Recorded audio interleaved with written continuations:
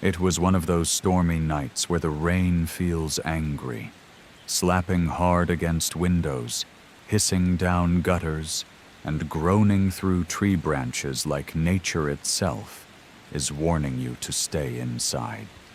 Julia had just finished washing her last dish when the kitchen lights flickered. She lived alone in a modest two-bedroom house on the edge of a small town in Oregon, surrounded by woods with neighbors spaced far apart. Her dog, a black lab named Duke, lay curled up on the rug, asleep but twitching now and then in a dream. She checked the time on her phone. 2:13 a.m. Just as she was about to switch off the kitchen light, there came a knock. Not frantic, not loud, just deliberate. Knock, knock, knock. Her entire body went still. She wasn't expecting anyone, especially not at this hour. She peered out from the kitchen towards the front door, heart picking up speed. Duke lifted his head and gave a low growl, ears pinned back. She stepped closer, quietly, and peeked through the peephole. A man was standing at the door. He wasn't moving, just standing there. He wore a long, dark trench coat soaked through with rain, his wide-brimmed hat dripping. His face was shadowed by the brim, but something about him made her stomach twist. He didn't sway, didn't shiver, didn't even look up. Julia backed away from the door. She didn't say a word, didn't make a sound. Minutes passed. He didn't knock again. Duke was now at her side, teeth bared, hackles raised. She tiptoed to the living room, turned off the lights, and pulled her phone from the charger. No signal. She tried toggling airplane mode. Nothing. The rain seemed louder now, like it was pressing in on the house. Still no second knock. After 10 minutes, she summoned the courage to peek through the curtain. He was still there, exactly as before. She sat frozen on the couch with Duke at her feet, watching the minutes crawl by. 30 minutes, an hour, the man never moved, not once. It was 3:41 a.m. when she looked again, and he was gone. Just gone. She waited, not sure what to feel. Relieved? Anxious? She finally stood and cautiously approached the door. No footprints of the porch, no sign of movement on the road, just the wind and rain. But something else caught her eye. The hallway leading to the back door, the door she always kept locked, was slightly ajar. Her breath caught. She hadn't opened it. Not in days. She crept forward slowly, every creak of the floorboards beneath her feet screaming in the silence. The door was unlocked. She slammed it shut and threw the bolt. Then she checked every room, every closet. Nothing. No broken windows, no signs of forced entry. Duke stayed glued to her side, tense and alert. By the time the sun rose, her nerves were shot. She didn't sleep. Didn't even blink. By daylight, the fear felt silly. Maybe it was a prank, a local weirdo. Maybe she just hadn't locked the door properly. But then things got weirder. That night, she found muddy footprints on her back porch. Not boot prints, bare feet. Long, narrow ones, like someone had stood there, watching. She called the sheriff, who sent someone to take a look. They found nothing unusual, and after a casual warning to stay vigilant, they left. But the man came back. Every night, always around 2 a.m., always standing there, just out of reach of the porch light, dripping wet even on clear nights, face never visible. She stopped looking through the peephole, and every morning, her back door would be unlocked again. One night, Julia stayed awake with a butcher knife in hand, crouched by the back door, determined to catch him. At 2:11 a.m., Duke started growling low in his throat. The front doorknob jiggled, not turned, not pounded on, just lightly jiggled, as if testing it. Then silence. She held her breath. Then the sound of footsteps, slow, deliberate, circling the house.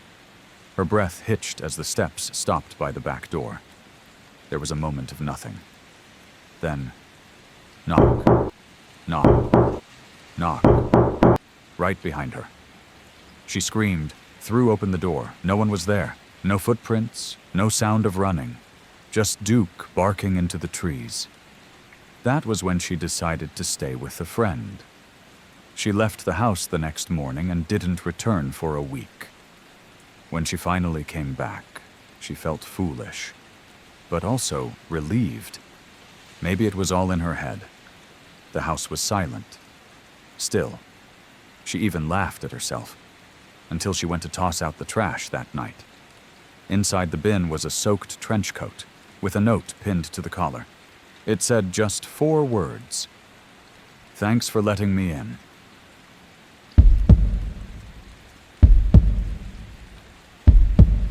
It started with the storm. Not the kind of storm you prepare for, like a forecasted hurricane or an incoming blizzard. No, this one came out of nowhere. Thick, black clouds rolling in fast, swallowing the sky, thunder shaking the ground like it wanted inside. I live alone in a quiet neighborhood just outside of Knoxville, Tennessee. My house isn't anything special. 2 bedrooms, 1 floor, and a little attic I never go into. It's the kind of place that creaks for no reason and groans when the wind picks up. But it's home. Or at least, it was. The night the storm hit, I was just finishing up dinner and about to start a movie when everything cut out. Lights, TV, Wi-Fi, even my phone screen glitched for a second. Never seen that before. Then, total darkness, except for the occasional white-blue flash of lightning that lit the living room like a strobe. I wasn't scared at first, just annoyed. Figured it was a transformer or something. I grabbed my flashlight from the drawer and lit a few candles around the house. That's when I noticed something weird. The old radio in my hallway was on. Now, this thing hadn't worked in years. It belonged to my grandfather, who was kind of a shortwave enthusiast. The cord had been frayed for a while, and I had it unplugged for safety. But there it was, glowing a faint orange, the volume knob slowly turning on its own until... "Shh, let me in." The voice was whispery and broken, like it was trapped behind static. The kind of voice that makes your chest tighten. I froze, watching as the light inside the radio flickered in sync with the voice. "Let me in. Please." I picked it up. It was ice cold. I checked the outlet, still unplugged. I yanked the batteries out. Nothing happened. The radio kept going, like it was feeding off the storm itself. Then it just stopped. The static cut off. The glow died. Total silence, except for the rain hammering the roof. I told myself it was some weird malfunction, maybe a charge buildup or whatever. I threw the radio into the coat closet and tried to sleep. But around 2:27 a.m., I woke up to a soft buzzing. Not loud, but constant, like a broken speaker. It was coming from the living room. I stepped out, flashlight in hand, and there, on the carpet, were footprints. Wet footprints. They weren't mine. They led from the back door to the hallway closet. I didn't even need to open it to know what was inside. That radio was whispering again. I could hear it, muffled and erratic, like it was having a full conversation with something I couldn't hear. I opened the closet slowly, expecting the radio to fall silent. Instead, the whispering got louder. "Let me in. I've been so patient." I slammed the closet shut. I barely slept. The next day, I went to work and tried to forget it. Told a coworker about the weird radio, and they joked that I needed a priest, not an electrician. When I got home that night, the house felt off. You ever feel watched in your own home? Like every corner holds a shadow that's just barely not moving? That night, I didn't hear the radio, but I did notice something else. Every mirror in the house was fogged over, like someone had been breathing on them, except one. The mirror in the bathroom. That one had a message. "You already let me in." I stared at those words, written in what looked like condensation, except they weren't fading. They stayed there for hours. That was the first night I heard the footsteps. They started at 3:13 a.m. Slow, dragging footsteps moving through the living room, down the hall, stopping just outside my bedroom door. I didn't move, didn't breathe. The door handle turned ever so slightly, then stopped. The next morning, the hallway light bulb was shattered. A perfect circle of glass on the carpet, like someone had crushed it from inside the fixture. I tried everything. New locks, cameras, even sage. But nothing helped. Whatever it was already in. And then came the static. Every device, my phone, laptop, even my baby monitor from storage, buzzed with static whenever I entered a room. I'd hear whispers layered underneath. Sometimes laughter, sometimes crying, and sometimes just that same broken voice. "Why did you close the door?" "We were talking. Don't ignore me." One night, I smashed the radio with a hammer and buried it in the backyard. The next morning, it was back in the hallway. Perfectly clean, still unplugged, still whispering. I started sleeping at friends' places, then in my car. But the static followed me. It got into my phone, my car radio, even public speakers. Always whispering, always saying the same thing. "Let me in." I moved out a month later. New apartment, new number. I didn't tell anyone where I was going.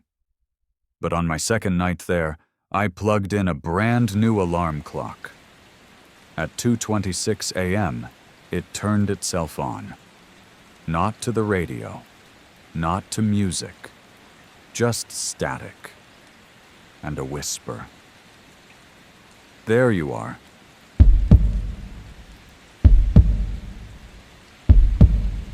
It started on a night when the rain was too loud, like something was trying to drown out the world. You know the kind. Heavy, relentless, each drop like a drumbeat on the roof, echoing through the walls. I remember waking up at exactly 3:07 a.m., not because of a sound, but because of a feeling. That creeping sensation that something is wrong. That cold, crawling awareness that you're not alone, even though you should be. I laid there, heart pounding, too afraid to open my eyes.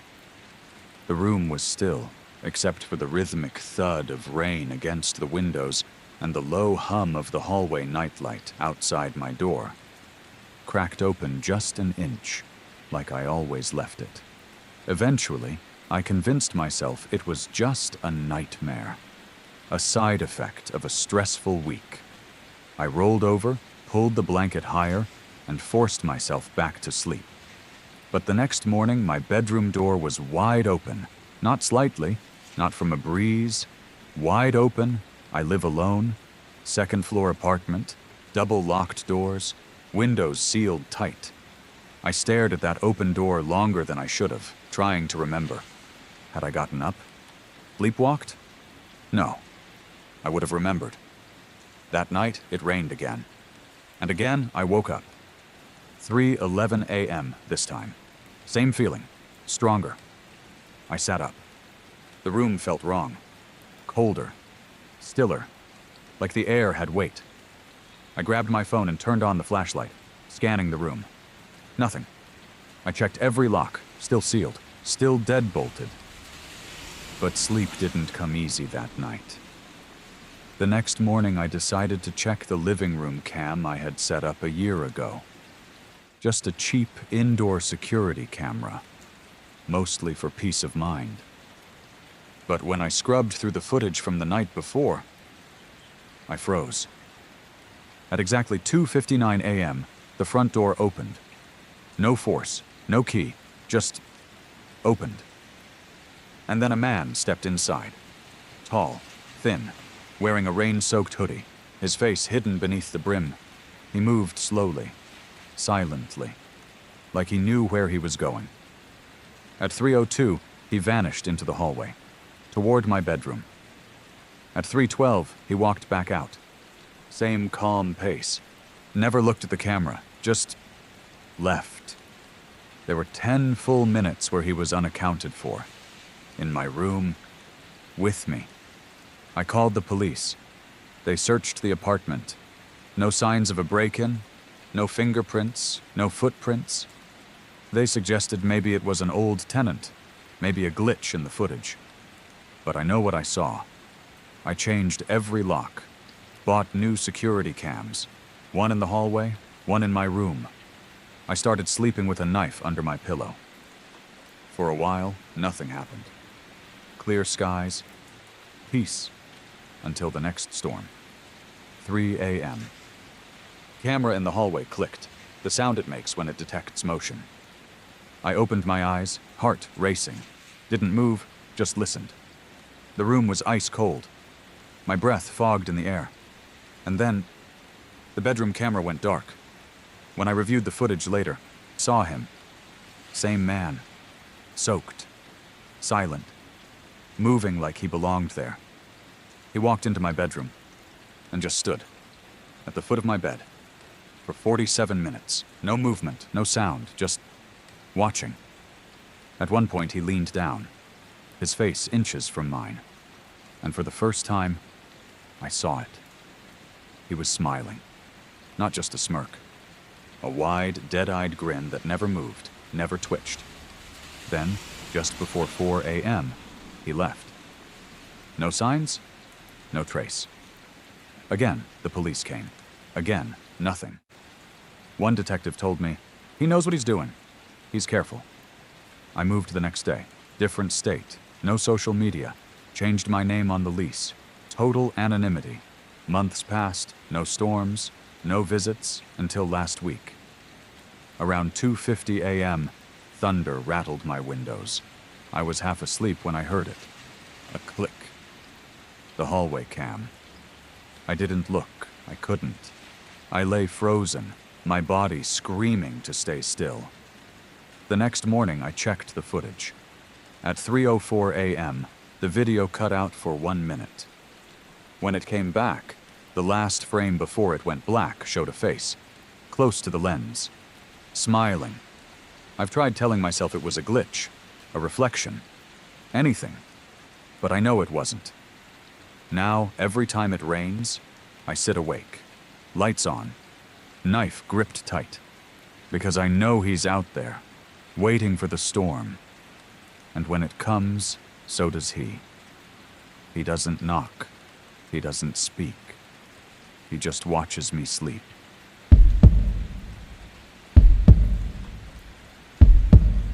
It was just supposed to be another quiet night. I live alone on the 3rd floor of an old apartment building. Not much happens here. Just creaky pipes, flickering lights, and the occasional barking dog from somewhere across the street. It's the kind of place where people mind their business. No drama, no late-night parties, and until recently, no smiling faces at my window. The storm rolled in around 11 p.m.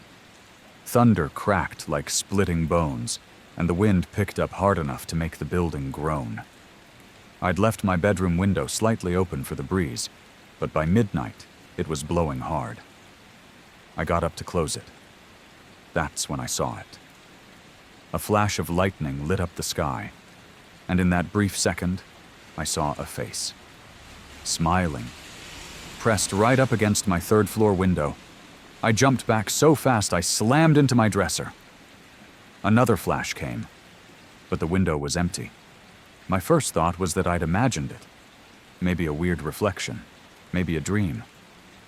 But I wasn't asleep. I was wide awake, heart racing, skin cold.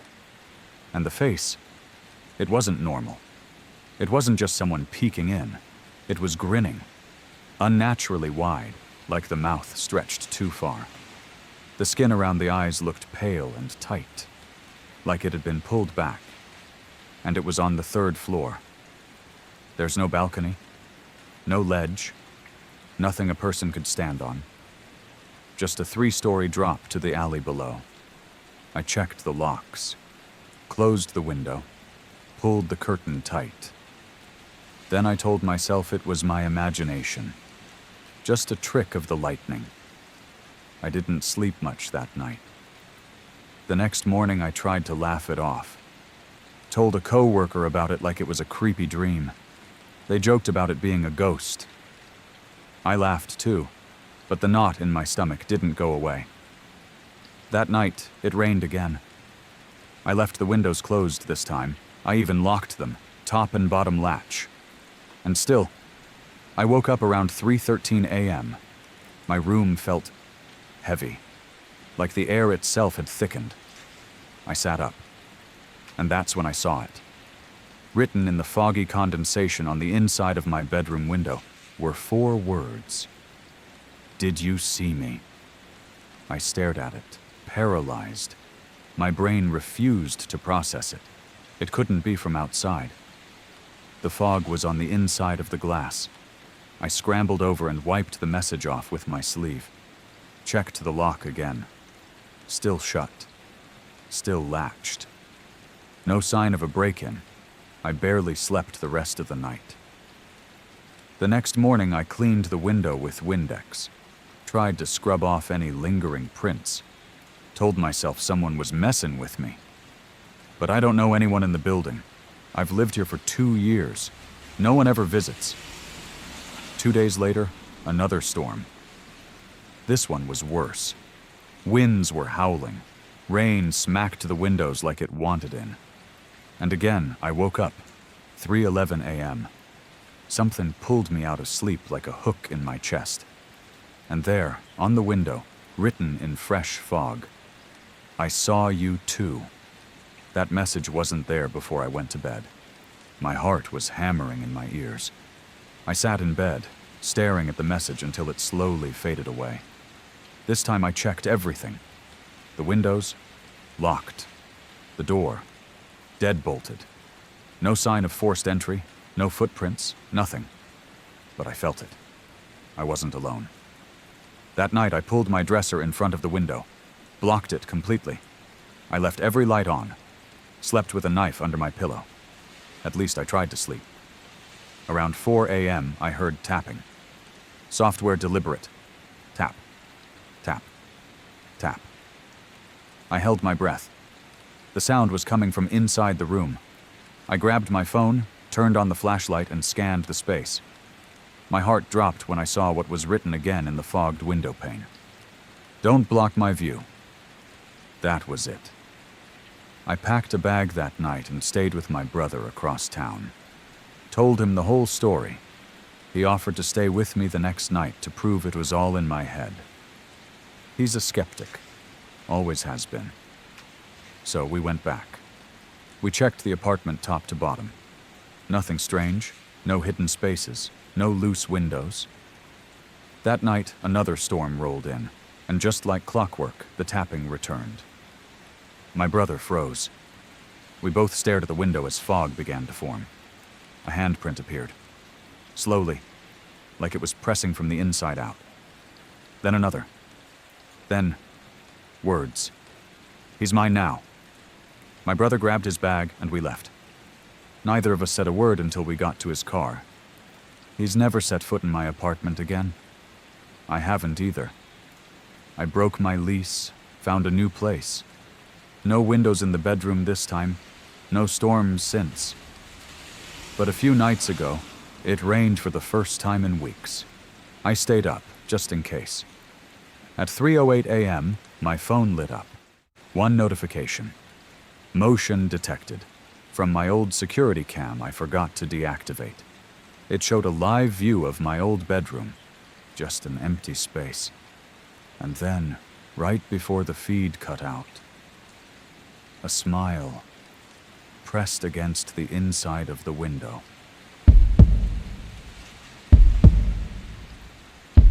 They say opening an umbrella indoors is bad luck. I always thought it was just a superstition, until that night.